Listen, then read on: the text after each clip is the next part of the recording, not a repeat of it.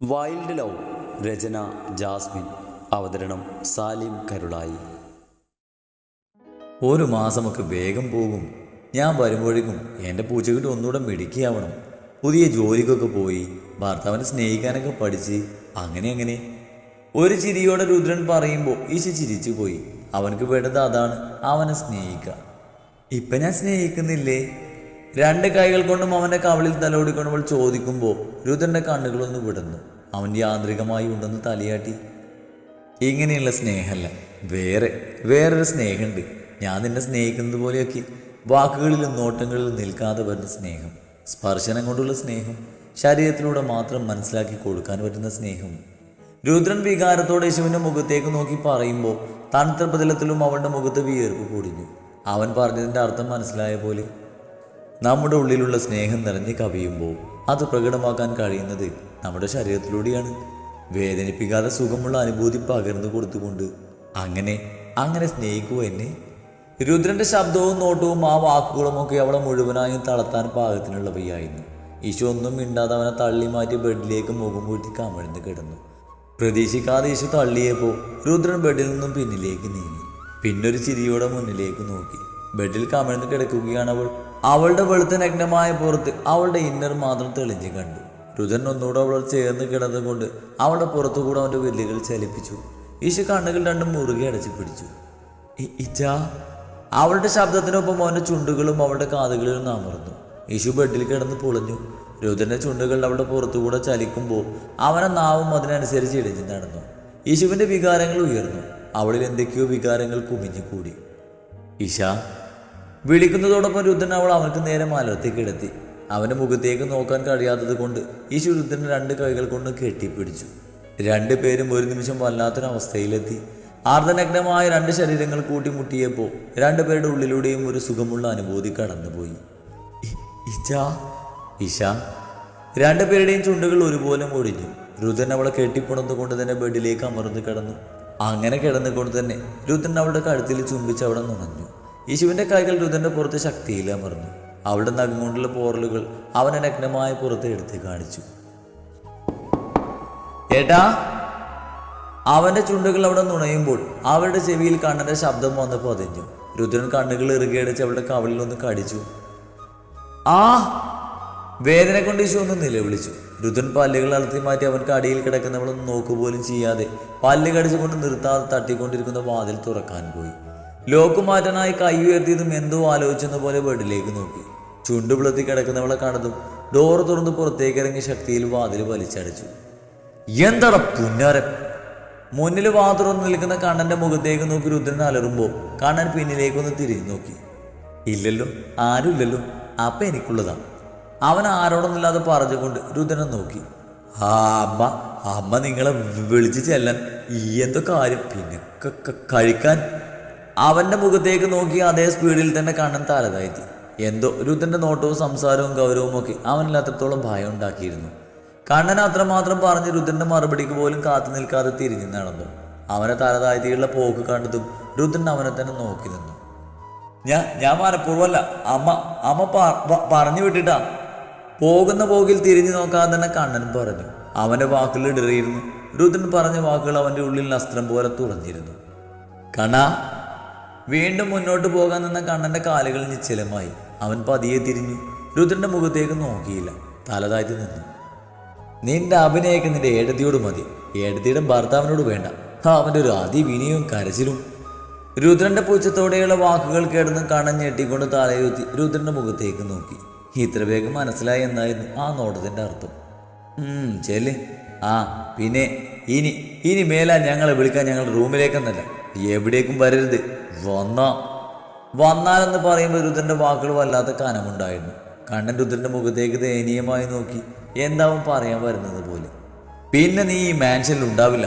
നിന്റെ പഠിത്തവും താമസമൊക്കെ ഞാൻ വല്ല ഹോസ്റ്റലിലേക്ക് മാറ്റും. ഏട്ടാ പോടാ. രുദ്രൻ കടുപ്പിച്ച് പറയുമ്പോൾ വിശ്വസിക്കാനാവാതെ പകപ്പോടെ വിളിച്ചു കണ്ണൻ. അതിനവനെ ഒന്ന് പുച്ഛിച്ചുകൊണ്ട് രുദ്രൻ ഡോറ് തുറന്ന് റൂമിലേക്ക് തന്നെ കയറി. അപാര ആക്ടിങ് കാഴ്ചവെച്ചിട്ടും ഏട്ടൻ പിടിച്ചു. അല്ലെങ്കിൽ എൻ്റെ ഭാഗത്ത് തെറ്റുണ്ട്. ആക്ടിങ് സിംഹത്തിൻ്റെ മുന്നിലേക്കാണ് അഭിനയിക്കുന്നത്. ഞാനും മറന്നുപോയി. എന്നാലും ഹോസ്റ്റലിൽ കൊണ്ടാക്കുമെന്ന് പറഞ്ഞത് മോശമായി. ഈ ഏട്ടൻ വിവാഹം കഴിച്ച് എനിക്കൊരു ഭാര്യയാവോ? ഏയ് എൻ്റെ ഏട്ടനല്ലേ, ചുമ്മാ പേടിപ്പിച്ചിട്ടാവും. എന്തായാലും ഇനി ആ പരിപാടി വേണ്ട. ആർക്കാണ് അവരെ വിളിക്കേണ്ടത്? അവർ വന്ന് വിളിക്കട്ടെ. കണ്ണൻ നീ പണിക്കില്ല. താഴേക്ക് ഇറങ്ങി നടക്കുമ്പോൾ കണ്ണൻ ആരോടൊന്നില്ലാതെ പറഞ്ഞുകൊണ്ട് നടന്നു. എന്താടാ ഓരോന്ന് പറഞ്ഞ് പെറുപിടുത്തോണ്ട് വരുന്നത്? വലതും കണ്ട് പേടിച്ചോ? റോണി ചോദിക്കുമ്പോൾ കണ്ണൻ ഒന്നും മനസ്സിലാവാതെ അവൻ്റെ മുഖത്തേക്ക് നോക്കി. അല്ലേ, ഞാൻ ഏട്ടനെയും ഏടത്തെയും വിളിച്ചിട്ട് വരാമെന്ന് പറഞ്ഞ് ഓടിയാണല്ലോ ഇപ്പം തിരിച്ചിറങ്ങി വരുന്നത്, അതുകൊണ്ട് ചോദിച്ചതാ. റോണി ഒരു ആക്കി ചിരിയോടെ പറയുമ്പോൾ കണ്ണൻ ഒന്നും മിണ്ടാതെ ടേബിളിൽ വന്നിരുന്നു. അല്ലെങ്കിൽ എന്നെ പറഞ്ഞാൽ മതി, എല്ലാവർക്കും ഞാനൊരു ശല്യമാണല്ലോ. ഞാൻ പെട്ടെന്ന് ഒരു ദിവസം പോകുമ്പോൾ മനസ്സിലാവും എല്ലാവർക്കും എൻ്റെ പേല. അല്ല പിന്നെ. ഇത്തിരി കടുപ്പത്തിൽ പറഞ്ഞു നിർത്തുമ്പോൾ എല്ലാവരും അവൻ്റെ മുഖത്തേക്ക് മാറി മാറി നോക്കി. നീ എങ്ങോട്ടാ അതിന് പോണത്? മോഹനാണത് ചോദിച്ചത്. എല്ലാവരും കണ്ണൻ്റെ മുഖത്തേക്ക് തന്നെ നോക്കിയിരിക്കുവാണ്. മുകളിൽ എന്തോ നടന്നിട്ടുണ്ടെന്ന് അവൻ്റെ ആ ഇരിപ്പിൽ തന്നെ എല്ലാവർക്കും മനസ്സിലായി.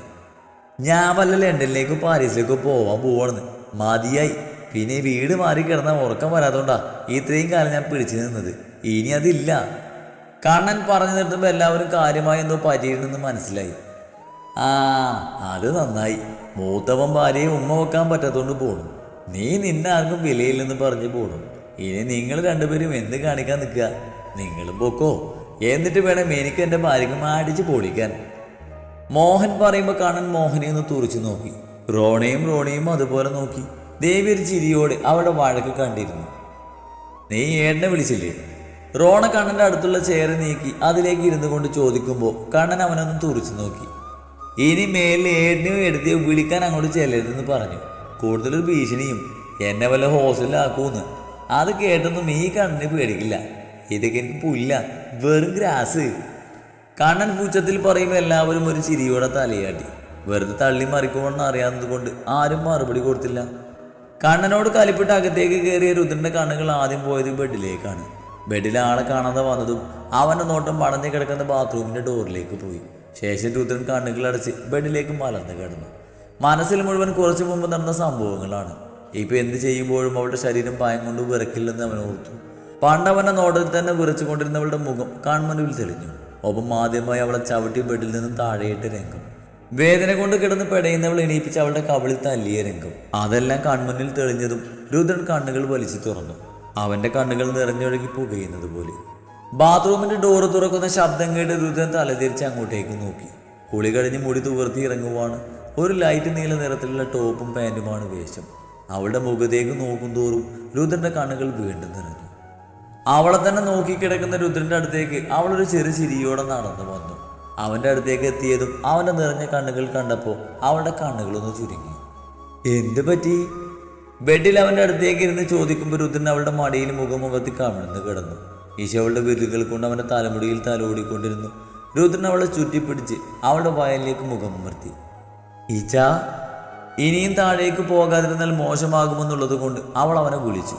രുദ്രൻ അങ്ങനെ കിടന്നുകൊണ്ട് തന്നെ മുഖമുയർത്തി അവളെ നോക്കി. താഴേക്ക് പോവേണ്ടേ? അവൻ്റെ ചുവന്ന് കലങ്ങിയ കണ്ണുകളിലേക്ക് നോക്കിക്കൊണ്ട് അവൾ ചോദിക്കുമ്പോൾ അവനൊന്നും തലയാട്ടിക്കൊണ്ട് മുഖമുയർത്തി അവളുടെ നെഞ്ചിൽ തലവെച്ച് കിടന്നു. എണീക്ക്, ഇനി ഇങ്ങനെ ഇരുന്ന വൈകും, പോയി ഫ്രഷായി വാ.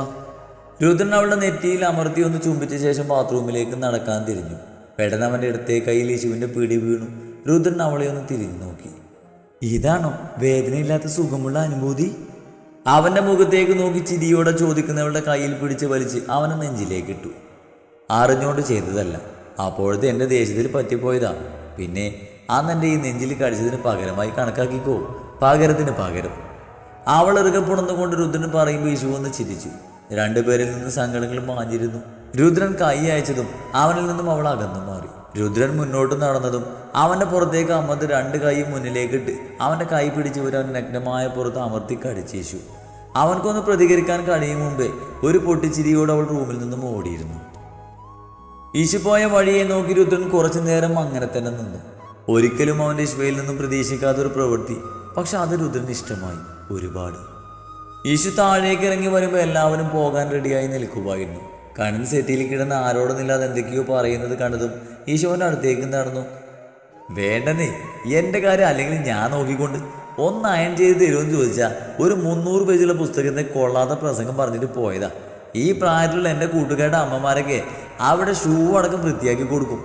ഇവിടെ ഒരെണ്ണം ഉള്ളതിന് അങ്ങോട്ട് ചെയ്തു കൊടുക്കണം. മലർന്ന് കിടന്ന് ദേവിയെ ചീത്ത പറയുവാണെന്ന് വിഷുവിന് മനസ്സിലായി. ഒരു പുഞ്ചിരിയോടെ അവൻ്റെ അടുത്തേക്ക് നടന്നു. അവൾ വരുന്നത് കാണാത്ത പോലെ കിടന്നു. പിന്നുള്ളത് പേരിന് 3 മല്ലന്മാരാ. അവരോട് പിന്നെ അയൺ ചെയ്യാൻ പറഞ്ഞാൽ എന്നെ എടുത്തിട്ട് അയൺ ചെയ്യും. പിന്നുള്ളത് ഒരു അച്ഛനാ. സ്വന്തം കാര്യം ചെയ്യാൻ വേറൊരാൾ വേണം. ആ അവളോട് ഞാൻ എന്ത് പറയാനാ? പിന്നെ ഒരു ഏടത്തിയാ ഉള്ളത്. അതിനെ പിന്നെ ഏട്ടൻ്റെ നെഞ്ചത്തിൽ നിന്ന് വിട്ടുമാറി കാണാത്തത് കൊണ്ട് അതും നടക്കില്ല. ഞാനിങ്ങനെ ഒറ്റയ്ക്ക്. വിധി, നമ്മളെ പൊതിഞ്ഞ് നടക്കാനൊന്നും ആരുമില്ലേ. എന്നാ അടുത്ത ജന്മം നീ ഒരു പഞ്ചസാര ആയിക്കോടാ. അപ്പൊ പിന്നെ നിന്നെ പൊതിയാനും ഏറ്റി നടക്കാനും കുറെ ഉറുമ്പുകളെങ്കിലും കാണും. കണ്ണൻ്റെ അവസാനിക്കാത്ത രോദനം കേട്ട് അവസാനം മോഹൻ തന്നെ ഇടപെട്ടു. കണ്ണൻ സെറ്റിയിൽ നിന്ന് ചാടി എണീറ്റു. മോനെ നിൽക്കുന്ന യേശുവിനെ നോക്കാതെ മോഹനെ നോക്കി. അച്ഛനെ ഇവിടുന്ന് ഇങ്ങനെ നിലവാരം കുറഞ്ഞ ചളികൾ കിടുന്നത്? ഒന്നില്ലെങ്കിൽ 70-80 വയസ്സായില്ലേ? നിങ്ങളുടെ നിലവാരം നോക്കണ്ട. നിങ്ങളെക്കാൾ മുതിർന്ന 4 ആൺമക്കളുടെ നിലവാരം നോക്കിക്കൂടെ? ഒരു പൂച്ചച്ചിരിയോടെ കണ്ണൻ മോഹനെ നോക്കി പറയുമ്പോൾ മോഹൻ അവനൊന്ന് കടുപ്പിച്ച് നോക്കി. 80 നിന്റെ അമ്മായച്ചനാ, പിന്നെ ചളി. അത് നിന്റെ നിലവാരത്തിന് പറ്റിയതല്ലേ എനിക്ക് പറയാൻ പറ്റൂ. മോഹൻ പുച്ഛിച്ചു. ഈശോരു ചിരിയോടെ രണ്ടുപേരുടെയും സംസാരം കേട്ട് അവിടെ ഇരുന്നു. മോള് കഴിച്ചില്ലല്ലോ, കഴിച്ചു വാ. യേശുവിനെ നോക്കി മോഹൻ സ്നേഹത്തോടെ പറയുമ്പോൾ അവൾ സെറ്റിയിൽ നിന്ന് എണീറ്റു. അടുക്കളയിലേക്ക് നടന്നു പോകുന്ന പോക്കിൽ കണ്ണനെ നോക്കി. എവിടെ? കണ്ടിട്ട് പോലുമില്ല. കണ്ണാ, രുദ്രൻ എന്തെങ്കിലും പറഞ്ഞിട്ടുണ്ടെങ്കിൽ അതിൻ്റെ ദേഷ്യം നീ മോളോട് തീർക്കരുത്. അതൊരു പാവാ, പിന്നെ അതിനാവും അടുത്ത ചീത്ത. അതും പറഞ്ഞുകൊണ്ട് മോഹൻ പോകുമ്പോൾ കണ്ണൻ ഒന്നും മിണ്ടാതെ സെറ്റിയിലേക്ക് തന്നെ കിടന്നു. മോള് വന്നോ? കഴിക്കുന്നില്ലേ? അടുക്കളയിലേക്ക് കയറി വന്ന് ശിവനെ നോക്കി ദേവി പറയുമ്പോൾ അവൾ ദേവിയെ ഒന്ന് ചുറ്റിപ്പിടിച്ച് കവളിൽ അമർത്തി ഒരു ഉമ്മ കൊടുത്തു. ദേവികളുടെ കവളിലൊന്ന് തലയോടി. എന്താണ്? അവൾക്ക് നേരെ തിരിഞ്ഞുകൊണ്ട് അവളുടെ കവളിൽ തലോടി ഒരു ചിരിയോടെ ചോദിക്കുമ്പോൾ അവളൊന്നും മിണ്ടിയില്ല. അവരെ നോക്കി നിൽക്കുന്ന ശാരദാമ്മയെ നോക്കി ഒന്ന് കണ്ണു ചിമ്മി. പോയി ഇരിക്ക്, കഴിക്കാനെടുക്കാം. വേണ്ട, ഇച്ച വരട്ടെ. ദേവി പറയുമ്പോൾ യേശു അപ്പോൾ തന്നെ മറുപടിയും പറഞ്ഞു. ദേവി അതിനൊന്ന് തലയാട്ടി. അവളുടെ ഇച്ഛ എന്ന വിളി പലവട്ടം അവളുടെ നാവിൽ നിന്ന് കേട്ടിട്ടുണ്ട്. പക്ഷേ അതിനെക്കുറിച്ചൊന്നും ചോദിച്ചിട്ടില്ല. അവളുടെ ഭർത്താവിനെ അവൾക്ക് ഇഷ്ടമുള്ളതല്ലേ വിളിക്കുക. അവനക്ക് താല്പര്യമില്ലെങ്കിൽ അവൻ തിരുത്തിയേനെ. പക്ഷെ അതില്ല. അവർ രണ്ടുപേർക്കും അതിലൊരു ഇഷ്ടക്കേടുമില്ല. അമ്മാ, ദേവി അത് ചിന്തിച്ച് നിൽക്കുമ്പോഴാണ് ഹാളിൽ നിന്ന് രുദ്രന്റെ ശബ്ദം. ദാ വരണം, മോള് വാ, കഴിക്കാനാവാൻ വിളിക്കുന്നത്. ദേവി അത് പറഞ്ഞുകൊണ്ട് യേശുവിനെ ചേർത്ത് പിടിച്ച് മുന്നോട്ട് നടന്നു. ചെന്നപ്പോൾ രുദ്രൻ ടേബിളിൽ നിന്ന് പ്ലേറ്റിലേക്ക് ഭക്ഷണം വിളമ്പിയിരുന്നു. വാ, വന്നിരിക്ക്.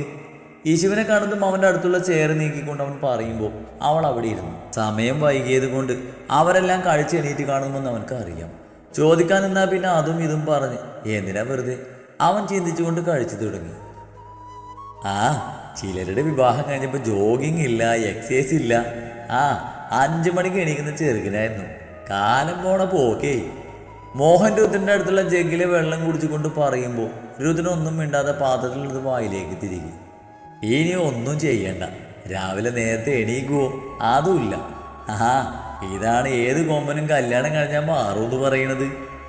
അച്ഛാ, മോഹൻ പറഞ്ഞു തീരുമ്പോൾ യേശുവിൻ്റെ ദയനീയമായി വിളി. ഇന്നലത്തെ പോലെ ഇന്നും കഴിക്കാതെ അവൻ എണീറ്റാലെന്നുള്ള പേടിയായി അവളിൽ. മോഹൻ പിന്നെ ഒന്നും മിണ്ടാതെ ഒരു ചിരിയോടെ ഹാളിലേക്ക് നടന്നു. പിന്നെ ഞാനിന്ന് ഹൈദരാബാദ് പോകും. പുതിയ മൂവിയുടെ ഷൂട്ടിംഗ് അവിടെയാണ്. വരാൻ 1 മാസമൊക്കെ പിടിക്കും. കഴിക്കൽ കഴിഞ്ഞ് ഓരോ വഴിക്ക് പോകാൻ റെഡിയായി നിൽക്കുന്നവരുടെ അടുത്തേക്ക് വന്ന് രുദ്രൻ പറയുമ്പോൾ എല്ലാവരുടെയും നോട്ടവും ചെന്ന് നിന്നത് അവൻ്റെ ഈ ശൈലായിരുന്നു. സങ്കടം പുറത്തു വരാതിരിക്കാണെന്നും തോന്നുന്നു. കയ്യിലുള്ള ഫോണിലേക്ക് ശ്രദ്ധ കൊടുത്തുകൊണ്ടിരിക്കുവാണ്. അവിടെയുള്ള ആർക്കും അവൻ പോകുന്നതും വരുന്നതും പുതുമയുള്ളതായിരുന്നില്ല. പക്ഷേ ഇനി അതുപോലെയല്ലല്ലോ. അവളതിനെ എങ്ങനെ എടുക്കുമെന്നായിരുന്നു അവർക്കൊക്കെ ഉള്ളിൽ. ദേവി സേറ്റിയിലിരുന്ന് ഫോണിലേക്ക് നോക്കിയിരിക്കുന്നവൾ നോക്കി. വിവാഹത്തിന് മുമ്പ് അവളുടെ താമസിക്കുമ്പോൾ ഒരുപാട് പ്രാവശ്യം അവനിങ്ങനെ പോയും വന്നിട്ടുണ്ട്. അന്നൊന്നും അവളത് അറിഞ്ഞിട്ട് പോലും ഉണ്ടാവില്ല. എന്നാൽ ഇന്നത് പറയുന്നത് പോലും അവൾക്ക് സഹിക്കാൻ കഴിയുന്നില്ല. വിധി അതെന്തൊരു അത്ഭുതമാണ്. നീ ചെയ്തു തീർക്കേണ്ട ചില കാര്യങ്ങളുണ്ടായിരുന്നു. ഇനിയിപ്പോ അതും പറഞ്ഞുകൊണ്ട് മോഹൻ പുറത്തേക്ക് നടന്നു. കണ്ണനൊഴിച്ച് ബാക്കി 3 പേരും മോഹനൊപ്പം നടന്നു. ബിസിനസ്സിൽ കുറച്ച് തിരിമറിയൊക്കെ കാണാനുണ്ട്. നമ്മൾ കുറച്ച് ദിവസം മാറി നിന്നപ്പോൾ തന്നെ എന്തൊക്കെയോ സംഭവിച്ച പോലെ. ഈ ഒരു സമയത്ത് നീയും കൂടി ഇവിടെ ഇല്ലാതായ. അത് പറയുമ്പോൾ മോഹന്റെ കണ്ണുകളിൽ ഒരു പേടി. അതുവരെ ഒരിക്കൽ പോലും അങ്ങനൊരു ഭാവം അദ്ദേഹത്തിന് കാണാത്തത് കൊണ്ടാവും കാര്യം കുറച്ചധികം കുഴപ്പിക്കുന്നതാണെന്ന് മക്കൾക്ക് തോന്നിയത്. ഞാൻ വരുന്നവരെ ഒന്നിനും ചെന്ന് ചാടണ്ട. AD ഗ്രൂപ്പുമായുള്ള മീറ്റിംഗ് ഞാൻ വന്നിട്ട് മതി. അറിയാലോ, ശത്രുക്കൾ പുറത്തുള്ളവരല്ല, അകത്തുള്ളവരാ. അതിൽ കൂടെ ആ സംവിധായകൻ ഫിലിപ്പും. അന്ന് മാൻഷൻ ആക്രമിച്ച കേസ് തന്നെ ഒന്നും ആവാതെ നിൽക്കുന്ന ഈ സമയത്ത് വേറെ പ്രശ്നമൊന്നും ഉണ്ടാവില്ലെന്ന് കരുതാം. രുദ്രൻ പറയുമ്പോൾ 3 പേരും അതെല്ലാം ശ്രദ്ധയോടെ കേട്ടു നിന്നു. എന്നാ ഞങ്ങൾ ഇറങ്ങട്ടെ, വൈകിട്ട് നേരത്തെ വരാം, ഞങ്ങളൊക്കെ വന്നിട്ട് ഇറങ്ങിയാൽ മതിയേ. പോകാൻ നേരം മോഹൻ ഓർമ്മിപ്പിച്ചു. അപ്പോഴേക്കും കണ്ണനും വിഷുവും ദേവിയും പുറത്തേക്ക് വന്നു. എന്നാ ഞങ്ങൾ ഇറങ്ങട്ടെ, അതും പറഞ്ഞ് മോഹനും റോണിയും ഇറങ്ങി. അവർ പോയത് രുദ്രൻ ഡ്രസ്സ് മാറ്റാതെ നിൽക്കുന്ന കണ്ണനെ ഒന്ന് അടിപൊളി നോക്കി. നീ എന്താ കോളേജിൽ പോണില്ലേ? രുദ്രൻ കണ്ണൻ്റെ മുഖത്തേക്ക് നോക്കി കടുപ്പത്തിൽ ചോദിക്കുമ്പോൾ അവൻ രുദ്രൻ്റെ മുഖത്തേക്ക് നോക്കാതെ അകത്തേക്ക് നടന്നു. ഞാൻ പാരീസിൽ പോവുക. നീ ഉഗാണ്ടയിലേക്കാ പോണത്. അവൻ്റെ ഒരു പാരീസ്. നീ പോയില്ലടാ മരഭൂതമേ. കണ്ണൻ സീരിയസ് ആയി പറയുമ്പോഴാണ് റോണിയുടെ ഡയലോഗ്. അതിന് കണ്ണനൊന്ന് പല്ല് കടിച്ചുകൊണ്ട് തിരിഞ്ഞു നോക്കിക്കൊണ്ട് പറഞ്ഞു. രുദ്രനെല്ലാം കേട്ടൊരു ചിരിയോടെ അവൻ യേശുവയെ ചേർത്ത് പിടിച്ച് മുകളിലേക്ക് നടന്നു. മുകളിലേക്ക് കയറുമ്പോൾ താഴെ 2 സഹോദരങ്ങളും വഴക്ക് കൂടുന്നത് അവൻ്റെ ചെവിയിൽ പതിഞ്ഞു. പക്ഷേ അവിടെ നിൽക്കാൻ അവർക്ക് സമയമില്ല. ഇനിയുള്ള സെക്കൻഡുകൾ പോലും അവൻ്റെ പെണ്ണിന് വേണ്ടിയുള്ളതാണ്. അത് കളയാൻ അവൻ ഒരുക്കമായിരുന്നില്ല.